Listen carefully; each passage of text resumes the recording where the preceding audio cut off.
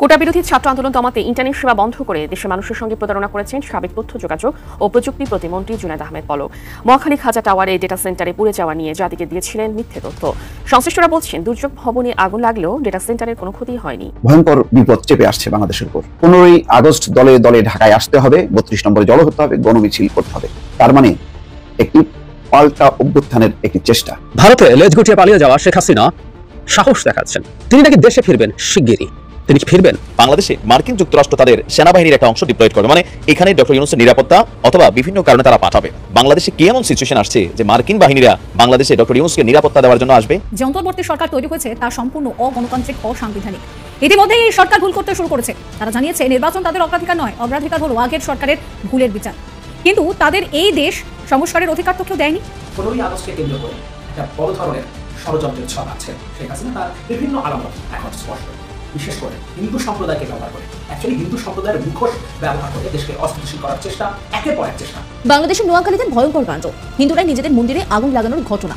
সেই ঘটনার সামনে এসেছে, আর এই ঘটনা প্রকাশ্যে আসতেই একেবারে চক্ষু চড়ক গাছ সবার। জানা যায় স্থানীয় একটি হিন্দু বাড়ির মন্দিরে আগুন লাগে।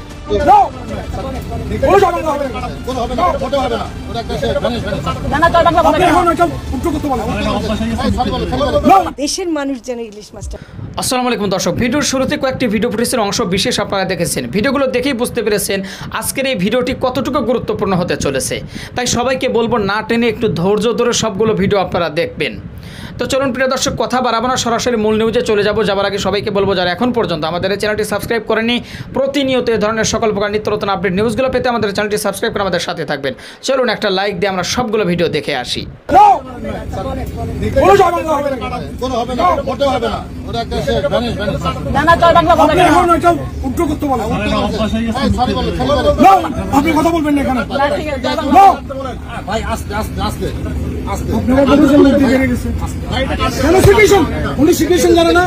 আমি মাপ চাচ্ছি,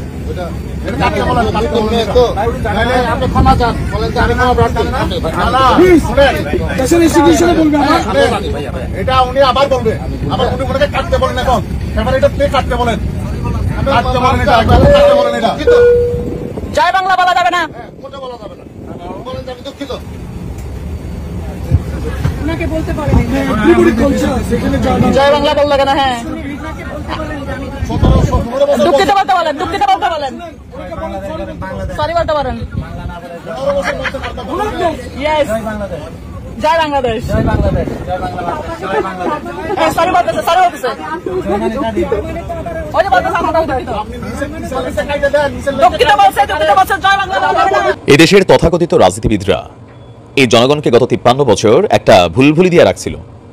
তবে আওয়ামী লীগ বলেন, বিএনপি বলেন, যারা এই দলটির বাবা মা, যাদের হাত ধরে এই দলটির উৎপত্তি, আমি বিশ্বাস করি তারা যতই খারাপ হোক, দেশ নিয়ে গাদ্দারি করার মতন এতটা খারাপও তারা না। কারণ একজন পিতা যেমন চায় না তার সন্তানকে বাহিরের মানুষ খারাপ বলুক, তো আওয়ামী লীগ, বিএনপি, জাতীয় পার্টি, জামাত, আরও যে পার্টিগুলো আছে, তাদের যারা মেইন স্রষ্টা এই দলগুলোর, তারা কখনো চায় না তাদের দলকে মানুষ খারাপ বলুক। কিন্তু সমস্যা হচ্ছে এত বড় দলগুলোকে বাহির থেকে কন্ট্রোল করা এত সোজা হয় না। যেমন আপনার গ্রামের ইউনিয়নের একজন ছাত্রলীগের নেতা বা ছাত্রদলের একজন নেতা, সে যখন একটা অপকর্ম করে, এটার ইফেক্ট কার উপরে পড়ে? দলের উপরে পড়ে। সরকার বদলায়, এই লেভেলের যে নেতা, পাতি নেতা, বিচি নেতা, এরা বদলায় না, এরা সুযোগ সন্ধানী, বৈশা থেকে কখন লুটপাট করবে, আর এজ এ রেজাল্ট দলগুলা বরাবরই বদনামের শিকার হয়। তো কেন এতগুলো কথা বললাম? ডক্টর ইউনূসের যে সরকার এই মুহূর্তে বৈধ, এটা সুপ্রিম কোর্টের থেকে এটার বৈধতা দেওয়া হয়েছে, আন্তর্জাতিক বিশ্ব তাদেরকে বৈধতা দিয়েছে এবং কি ওয়েলকাম করেছে, কোঅপারেশন করছে। এখন ডক্টর ইউনূস ক্ষমতায় বসেছে, সেন্ট মার্টিন বেঁচে দিবে এরকম একটা প্রচারণা আছে, বা ডক্টর ইউনূসের নিরাপত্তাগত ইস্যুটা কতটুকু স্ট্রং। তো এগুলো নিয়ে অনেকেই বলছেন যে বাংলাদেশে মার্কিন যুক্তরাষ্ট্র তাদের সেনাবাহিনীর একটা অংশ ডিপ্লয়েড করবে, মানে এখানে ডক্টর ইউনূসের নিরাপত্তা অথবা বিভিন্ন কারণে তারা পাঠাবে। সারা পৃথিবীর অনেক দেশে, সৌদি, দুবাই, কাতার, আপনি যদি দেখেন বাহরাইন, সেখানে তাদের সামরিক ঘাঁটি আছে, সেনাবাহিনী থাকে। আমি যে দেশ আছে, কোরিয়াতে আছে, পাকিস্তানে আছে, অনেক দেশেই মার্কিন যুক্তরাষ্ট্রের সেনারা বসবাস করছে। তবে বাংলাদেশে কি আসলে মার্কিন যুক্তরাষ্ট্রের সেনারা এখানে বসবাস করতে আসতেছে? আপনি একটু নর্মালি যদি চিন্তা করেন, একজন মার্কিন সামরিক সেনা যে থাকে, তার যে বেতন, এটা মিনিমাম 4 থেকে 5 লক্ষ টাকা হয় একটা সেনাবাহিনীর সৈনিকের বেতন। পাশাপাশি তাদেরকে থাকার জন্য বিশাল একটা স্পেস দিতে হয়, অনেক কিছু করতে হয়। বাংলাদেশে কি এমন সিচুয়েশন আসছে যে মার্কিন বাহিনীরা বাংলাদেশে ডক্টর ইউনূসকে নিরাপত্তা দেওয়ার জন্য আসবে? আমাদের সেনাবাহিনীকে আপনি এনাফ মনে করেন না? সমস্যা হয়েছে বাঘের গায়ে, যখন মনে করলেন যে বিড়ালের খাল পড়ে যায়, তখন বাঘ ভুলে যায় যে বাঘ। বাংলাদেশ সেনাবাহিনী যে বাঘ, এটা নিশ্চয়ই ইতিমধ্যে টের পাইতে শুরু করছেন, আমরা আগেও টের পাইছিলাম। তবে ওই যে রাজনৈতিক সরকারগুলো ক্ষমতাকে পাকাপোক্ত করার জন্য রাজনৈতিক দুরভিসন্ধিগুলোকে পাকাপোক্ত করার জন্য তারা এই রাষ্ট্রীয় বাহিনীগুলোকে ব্যবহারের চেষ্টা করে, এক একজন এক একভাবে সিম্পেথি নেওয়ার চেষ্টা করে। আর সেই সিম্পেথির এজ এ রেজাল্ট আজকে পুলিশের সাথে, র্যাবের সাথে, বিজিবির সাথে সারা বাংলাদেশে যা হয়েছে, এটা হচ্ছে আউটপুট যে এই প্রতিষ্ঠানগুলো যখন রাজনৈতিক সরকারের গোলামি করে, পেটুয়া বাহিনীর ভূমিকায় পালন হয়, শুধুমাত্র সরকার বদলায়, পুলিশের কাজ একই, পিটানো, ধৈর্য আনা, একটা হয়রানিমূলক মামলা দেওয়া, শুধু জাস্ট হচ্ছে বিএনপি গেলে আওয়ামী লীগ, আওয়ামী লীগ গেলে বিএনপি। এতদিন আমরা এই জিনিসগুলাই দেখছি, বাট সেইখানে একটা আমূল সংস্কার তৈরি হতে যাচ্ছে। স্বাধীনতার 53 বছরে পুলিশ বাহিনী এত বড় বিপ্লব করেনি কেন? তারাও বুঝতে শিখে গেছে ডিবির হারুন, বেনজির, বিপ্লব বড়ুয়ারা বিলিয়নস অফ ডলার কামাই ফেলছে, কিন্তু তাদের পরিণতি কি হচ্ছে? মাইরা রাস্তায় ঝুলাই রাখতেছে, বাড়িতে থাকতে পারতেছে না, অফিস থানা জ্বালাই দিচ্ছে। কেন? তাদের একটাই অপরাধ, রাজনৈতিক সরকারগুলোর পারপাস সার্ভ করার জন্য উপর মহলের যেই বিসিএস ক্যাডার অফিসাররা, তারা তাদেরকে দিয়ে জুলুম নির্যাতন করাইছে। তদ্রুপ রাজনৈতিক নেতারাও, তারা মনে করলেন দেশ ছেড়া ভাইগা গেছে, কিন্তু হাজার হাজার লক্ষ লক্ষ আওয়ামী লীগ, যুবলীগের নেতাকর্মী, আমজনতা, তাদের পরিণতি কি হচ্ছে? এখনো অনেকে মাঠের মধ্যে এদেরকে চাঙ্গা করার চেষ্টা করতেছে। এদেরও কাজ হচ্ছে ধান্দা করেই খাওয়া। আমেরিকার সেনাবাহিনী বাংলাদেশে আসবে, এখানে ঘাঁটি গাড়বে, এটা করবে, সেটা করবে, এই ধরনের বক্তব্য দিয়া যারা সোশ্যাল মিডিয়াতে প্রোপাগান্ডা চালাচ্ছেন, ওই সকল পেজ, ওই সকল বিভিন্ন যে আইডিগুলো আছে, এটা আমাদের সাইবার ইন্টেলিজেন্স থেকে আইডেন্টিফাই করে এদের বিরুদ্ধে আইনগত ব্যবস্থা নেওয়া দরকার। কারণ একটা শ্রেণী তো এখন চাইবেই না। বিএনপির একটা অংশ কিন্তু এই মুহূর্তে ডক্টর ইউনূস সরকারকে পছন্দ করছে না। আর বিকাশ গ্রুপ, তারেক ওই যে কি আছে রাশেদ, এরা তো ভাই পাগল হয়ে গেছে। হ্যাঁ, সালনাই কি নাম রাখছে, বাঘা, ওইরকম অবস্থা হয়ে গেছে এদের। তো এরকম নানান শ্রেণী আছে ডক্টর ইউনূসের এই সরকারকে নিয়ে নানান প্রোপাগান্ডা চলাচ্ছে। দেখেন, আমি ডক্টর ইউনূসের সরকারটাকে আজীবন থাকুক আমি চাই না, আমিও চাই না। আমি চাই গত 53 বছরে আমাদের রাজনৈতিক দলগুলো, আপনি যে দল করেন, আমি যে দল করি, বাংলাদেশকে কোথায় নিয়ে আসছে? মুখে মুখে বলে, কিন্তু প্র্যাকটিক্যালি বাংলাদেশ ওই জায়গাতে আছে লুটপাট, দুর্নীতি, গায়ের জোর, রাজনৈতিক ক্ষমতা, প্রশাসনের হস্তক্ষেপ। আপনি ব্যক্তি জীবনের বাইরে কিছুই না। সরকার পরিবর্তে উন্নয়ন হচ্ছে, কিন্তু ব্যক্তি, নাগরিক স্বাধীনতা, জীবন, সেফটি, এগুলা তেলবাজির মধ্যে আটকে আছে। সেই জায়গা থেকে বাংলাদেশকে আগামী দিনে কেমন হওয়া উচিত, কোন দিকে যাওয়া উচিত, এইটার একটা সিলেবাস এই ডক্টর ইউনূসের সরকার করে দেওয়া দরকার। তারপরে তিনি ক্ষমতা ছেড়ে দিবেন, আগামীতে যেই সরকার আসবেন তাদের জন্য একটা সিলেবাস থাকবে যে দেখো, একটা নিরপেক্ষ সরকার যদি চায়, তাহলে এই যে বাজেট ক্রিয়েট হচ্ছে রাষ্ট্রের, বিশাল অঙ্কের বাজেট, যেগুলো নিয়ে আমরা গর্ব করি, কারণ এগুলো আমরা চুরি করি। গর্ব করি কেন? এগুলো চুরি করি, বিদেশ থেকে ঋণ করি। প্রত্যেকটা সরকার, কখনো হাওয়া ভবন, কখনো আয়নাঘর, এইসব ধান্দাবাজি চলছে এই দেশটাতে। আপনার আমার দলের নেতারাই কিন্তু এগুলো করছেন। আপনার আমার জীবনযাত্রা এখনো মিডল ইস্টে বসে বসে দলের দালালি করি, আপনি করেন, আমি করি, এগুলাই কি লাভ হয় বলেন? দলকে ভালোবাসি, অন্তরে বঙ্গবন্ধুরে ধারণ করি আমি ব্যক্তিগত জায়গা থেকে, কিন্তু বাংলাদেশকে যে জায়গায় নেওয়া দরকার, কিভাবে চলা দরকার, শিক্ষার্থীরা যা দেখাচ্ছে এটা থেকে 100 গুণ ডেভেলপ হবে। কখন? যদি সরকার এই কাজগুলোতে হাত দেয়। ডক্টর ইউনূসকে সময় দেওয়া দরকার, একটু সিস্টেমটা দেখাই দেওয়া দরকার, তারপর একটা নির্বাচন দিয়া যেই সরকার জনগণ নির্বাচিত করে আনবে, তারা বসবে, তারা দেখবে যে হ্যাঁ আগে এইভাবে হয়েছে। মানুষ জানবে যে একটা এলাকার বাজেটটা যখন আসে এইভাবে হয়, সেনাবাহিনী এইভাবে কাজ করছে, পুলিশ এইভাবে কাজ করছে। এরপরে যখন কোনো রাজনৈতিক সরকার এসে পুলিশকে আবার পেটুয়া বাহিনী বানাইতে চাইবে, বিএনপি আসলে আওয়ামী লীগের বিরুদ্ধে, পুলিশকে প্রটেস্ট করতে হবে। পুলিশের সামনে নসিহত থাকবে যে এরকম একবার পরিণতি হয়েছিল, আবারও আসতে পারে। আওয়ামী লীগ আসলে আওয়ামী লীগের সামনে একটা নসিহত থাকবে, জনগণ এইভাবে উৎখাত করছিল, ভবিষ্যতেও করতে পারে, একটা ভয় তৈরি হবে। আমার সেনাবাহিনীর গায়ে যে হাত দিয়েছে, ওই গোপালীদের বিচি কেটে ফেলতে হবে। সাবধান করে দেওয়া হলো গোপালীদেরকে। দুঃসাহস বেশি হয়ে গিয়েছে, চুরি ডাকাতিও তোমরা করছো, আর আমাদের সেনাবাহিনীর গায়ে হাত দিয়েছে গোপালগঞ্জে। আমি আহ্বান জানাবো ব্রিগেডিয়ার সাখাওয়াত সাহেব, আপনি কিন্তু সেনাবাহিনীর একজন চৌকুশ অফিসার। আজকে আপনার সেনাবাহিনীর গায়ে আগুন লাগিয়ে দিবে, সেনাবাহিনীর গাড়ি পুড়ে ফেলবে গোপালগঞ্জে। এটা আমরা কখনো বরদাস্ত করব না। আমরা যারা এই যুদ্ধে সিপাহী হিসাবে কাজ করেছি, আমরা গোপালীদেরকে ছাড়বো না। যেই গোপালীরা সেনাবাহিনীর গাড়িতে আগুন লাগানোর মতো দুঃসাহস আজকের এই দিনে পেয়েছে, আমি ব্রিগেডিয়ার সাখাওয়াত সাহেবকে বলছি, আপনি কিন্তু বাংলাদেশের হোম মিনিস্টার, এখন আপনি স্বরাষ্ট্র মন্ত্রণালয়ের দায়িত্বপ্রাপ্ত।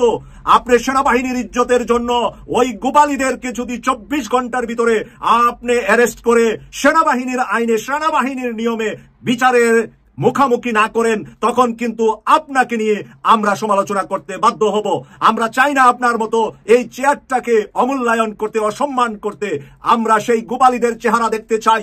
আমি চেহারা দেখতে পাইনি, ওরা পিছন দিকে ফিরেছিল, ওরা গাড়িতে আগুন লাগিয়েছে, আমি কিন্তু দেখেছি। আমি আজকে বাংলাদেশের সকল মানুষকে বলতে চাই, ওই গোপালীরা নাকি ঢাকায় আসবে, ঢাকায় আসার স্বপ্ন ওদের এর আগেই তছনছ হয়ে যাবে। ওই গোপালী কয়টা মিলে এখন নাকি শুকনায় নৌকা চালাবে, ওরা রাস্তার উপর নৌকা চালানো ওদেরকে শিখিয়ে দিতে হবে। গোপালগঞ্জে বহু দেশপ্রেমী মানুষ আছেন, গোপালগঞ্জে বহু বাংলাদেশ জাতীয়তাবাদী দল বিএনপির মানুষ আছেন, গোপালগঞ্জে বহু বাংলাদেশ জামাত ইসলামীর মানুষ আছেন। ছাত্রদল ছাত্র শিবির কোথায় আছেন? ঘুমিয়ে আছেন কোথায় আপনারা? গোপালগঞ্জে থেকে উঠুন। আপনারা যারা ছাত্র শিবির আর ছাত্রদল করেন তারাই শুধু গোপালীদেরকে প্রতিহত করা সম্ভব। তাই আমি ছাত্র শিবির গোপালগঞ্জ জেলা এবং জাতীয়তাবাদী ছাত্রদল গোপালগঞ্জ জেলাকেও দায়ী করব যদি এই গোপালীদেরকে আপনারা 24 ঘন্টার ভিতরে দমাতে না পারেন। গোপালীরা যেন আর ওই হুঙ্কার ওখানে থেকেও দিতে না পারে। আমি সেনা প্রধান সহ আজকের এই অপমানের প্রতিশোধটা আমি সেনা প্রধান সহ বাংলাদেশের এই মুহূর্তে যারা দায়িত্বপ্রাপ্ত আইন বিষয়ক দায়িত্বপ্রাপ্ত আছেন, আমাদের আসিফ নজরুল স্যার এবং আমাদের স্যার ডক্টর ইউনূস সাহেব আছেন, সকল জাতি ধর্ম নির্বিশেষে সকলের দায়িত্বে ওনার জন্য কোনো অসম্মান না হয়। ওনার কোনো অসম্মান হলে সেই গোপালীদের চামড়া থাকবে না। 15ই আগস্ট দলে দলে ঢাকায় আসতে হবে, 32 নম্বরে জড়ো হতে হবে, গণমিছিল করতে হবে। তার মানে একটি পাল্টা অভ্যুত্থানের একটি চেষ্টা মোটামুটি একটু পরিষ্কার। তাহলে শেখ হাসিনা ভারতের মাটিতে বসে এখন বাংলাদেশকে অস্থিতিশীল করার চেষ্টা করছে। যেই শেখ হাসিনা মাথা নিচু করে পরাজিত হয়ে চলে গেলেন ভারতের মাটিতে, সেখানে বসে এখন দলকে নির্দেশ দিচ্ছেন। তার কারণে আজকে তারই দলের কত নেতা কর্মীর জীবন বিপর্যস্ত। তিনি নিজেকে নিরাপদ করে চলে গেলেন, সেখান থেকে তিনি এখন নির্দেশ দিচ্ছেন। এবং সামনে কি হিন্দুদের যে বিভিন্ন সভা সমাবেশগুলো হচ্ছে সেগুলো ঢাল হিসেবে ব্যবহার করা হচ্ছে। খেয়াল করেন যে এই সমাবেশগুলোতে যত মানুষের আগমন, এরা কি সবাই সংখ্যালঘু সম্প্রদায়ের? না। যারা কাছ থেকে দেখেছেন তারা পরিচিত মুখগুলো দেখছেন যে এরা আওয়ামী লীগ, যুবলীগ, ছাত্রলীগের কর্মী। অর্থাৎ তাদেরকে সামনে রেখে এখন সংগঠিত হওয়ার চেষ্টা করছেন এবং 15ই আগস্ট তাদের টার্গেট। সেই 15ই আগস্টে তারা আবার একটি বিশাল আকারের অভ্যুত্থান ঘটাবেন, এখনো সেই স্বপ্নে আছে। দুঃখজনক হচ্ছে এই যে এইরকম ন্যাক্কারজনক পরাজয়ের পরও শেখ হাসিনার কোনো উপলব্ধি নেই। সে মনে করছেন যে এটি একটা সাময়িক আবেগের বশবর্তী হয়ে এরকম একটি ঘটনা ঘটে গেছে, এটা একটা দুর্ঘটনা। সুতরাং এখন এটা রাজনৈতিকভাবে মোকাবেলা করতে হবে। যে আওয়ামী লীগের এখন কোনো চিহ্ন নেই, নিশ্চিহ্ন হয়ে গেছে, দলের নেতা কর্মী কারো একটা প্রেস রিলিজ দেওয়ার মতো ক্ষমতা নেই, সে এখন ভারতে বসে দিল্লিতে নিরাপদ আশ্রয় যে সে এখন দলের নেতা কর্মীদেরকে উস্কানি দিচ্ছে। তার একটা মানে বাস্তব প্রমাণ হচ্ছে এটা। এবং এটা বলতে পারেন যে এটা ফেক, এটা ঠিক না, সেটা পরীক্ষা করলেই বোঝা যাবে। কিন্তু যারা অনেকদিন থেকে শেখ হাসিনার কণ্ঠের সাথে পরিচিত তারা এটাকে ফেক বলবেন না। এবং যে দৃশ্যমান ঘটনাগুলো সেটা তো পরিষ্কার। গোপালগঞ্জের যেই ভয়াবহতা এবং সেখানে যে গত কয়েকদিন থেকে এই অন্তর্বর্তী সরকারের যে নিরপেক্ষতা, তার সুযোগ নিয়ে যেভাবে তারা মাঠে নেমেছে এই গোপালগঞ্জে, প্রতিদিন শেখ হাসিনাকে দেশে ফেরার দাবিতে তারা মিছিল করছে। তো শেখ হাসিনা তো ভারতে না যেতে গোপালগঞ্জেই যেতে পারতেন, গোপালগঞ্জে গেলেন না কেন? গোপালগঞ্জে তার নেতা কর্মীরা যেভাবে জীবন বিলিয়ে দিচ্ছে, যেভাবে সেনাবাহিনীর সদস্যদেরকে মারধর করেছে, তো সেটাই তো তার জন্য নিরাপদ জায়গা হতো। তো তিনি দেশের মাটিতে না থেকে তিনি ভারতে যে, যেখানে এখন পর্যন্ত তার কোনো রাজনৈতিক আশ্রয় মেলেনি, পলাতক আসামির মতো, যার হয়তো কয়েকদিন পরেই হয়তো নানা গণহত্যার অভিযোগে মামলা হবে, সে পালিয়ে বেরিয়ে এখন সেখান থেকে তিনি সংগঠিত করার চেষ্টা করছেন। অথচ কতকাল ধরে তারেক রহমানের ব্যাপারে তিনি কথা বলতেন যে তারেক রহমান যুক্তরাজ্যে পালিয়ে গিয়ে রাজনীতি করছে, তার এই রাজনীতি নিষিদ্ধ, কত রকম কথাবার্তা। আজকে সে নিজে বাংলাদেশ থেকে পালিয়ে গিয়ে এখন তিনি এই কাজটি করছেন এবং গোপালগঞ্জকে কেন্দ্র করে আর বিভিন্ন অঞ্চলে সংখ্যালঘুদেরকে সংগঠিত করার চেষ্টা করছে। অর্থাৎ হিন্দুদেরকে ঢাল হিসেবে ব্যবহার করে এই কাজগুলি করছে। এটা কত বড় ন্যাক্কারজনক কর্মকাণ্ড। আমি জানি না বাংলাদেশের সাথে ভারতের সম্পর্ক ভবিষ্যতে কোন দিকে যাবে, এই বিষয়গুলো অন্তর্বর্তী সরকার নজরে আনছে কিনা, তারা এই ব্যাপারে প্রতিবাদ করবে কিনা আমি জানি না। এখন হয়তো সরকার গুছিয়ে উঠতে পারেনি, কিন্তু এটা নিঃসন্দেহে এটি বড় ধরনের একটি প্রভাব বিস্তার করবে যে ভারতের মাটিতে কিভাবে আশ্রয় পেল, এটা একটা কোশ্চেন।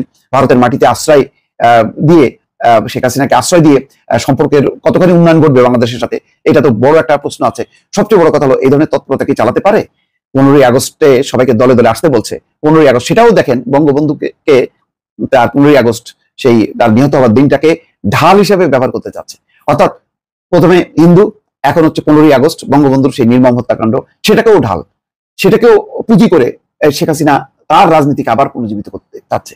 বিষয়টি এত সহজ, এখনো কি বুঝতে পারছে না কিভাবে একটা জুডিশিয়ারি কু ঠেকানোর জন্য হাজার হাজার ছাত্র হাইকোর্টে ছুটে গেল? এই ছাত্ররা কি এখন ঘরে চলে গেছে? তারা রাস্তায় আছে। ঢাকার রাস্তায় অন্তত 50,000 শিক্ষার্থী অবস্থান নিয়ে ট্রাফিক কন্ট্রোল করছে। প্রিয় দর্শক শ্রোতা, যে ভিডিওগুলো নিয়ে আজকে আপনাদের সম্মুখে হাজির হয়েছিলাম সেই ভিডিওগুলো কিন্তু ইতিমধ্যেই আপনারা দেখে ফেলেছেন এবং সকলের কথাগুলো শুনে ফেলেছেন। তো অবশ্যই এবার আপনাদের মূল্যবান মতামত জানানোর পালা। আপনাদের কি মনে হয়, কি জানলেন বুঝলেন এই ভিডিও থেকে, সেটা অবশ্যই এখন আপনারা এই ভিডিওর কমেন্ট বক্সে আপনাদের মূল্যবান মতামত জানিয়ে দিন। আর হ্যাঁ, সবাইকে বলবো আমাদের এই চ্যানেল কিন্তু প্রতিনিয়ত এই ধরনের সকল প্রকার নিত্য নতুন আপডেটগুলো আমরা সবসময় দেওয়ার চেষ্টা করি। তো অবশ্যই আপনাদেরকে বলবো যারা এখনও পর্যন্ত আমাদের এই চ্যানেলটি সাবস্ক্রাইব করেনি, প্রতিনিয়ত এই ধরনের সকল প্রকার নিত্য নতুন আপডেট নিউজগুলো পেতে আমাদের এই চ্যানেলটি সাবস্ক্রাইব করে আমাদের সাথে থাকবেন। আর ইতিমধ্যেই যারা সাবস্ক্রাইব করে দিয়েছেন তাদেরকে অসংখ্য ধন্যবাদ জানিয়ে ভিডিওটি এখানে শেষ করছি। সে পর্যন্ত সকলে ভালো থাকবেন, সুস্থ থাকবেন। আবারও দেখা হবে, কথা হবে নতুন কোনো টপিকে, নতুন কোনো ভিডিও নিয়ে। আল্লাহ হাফেজ।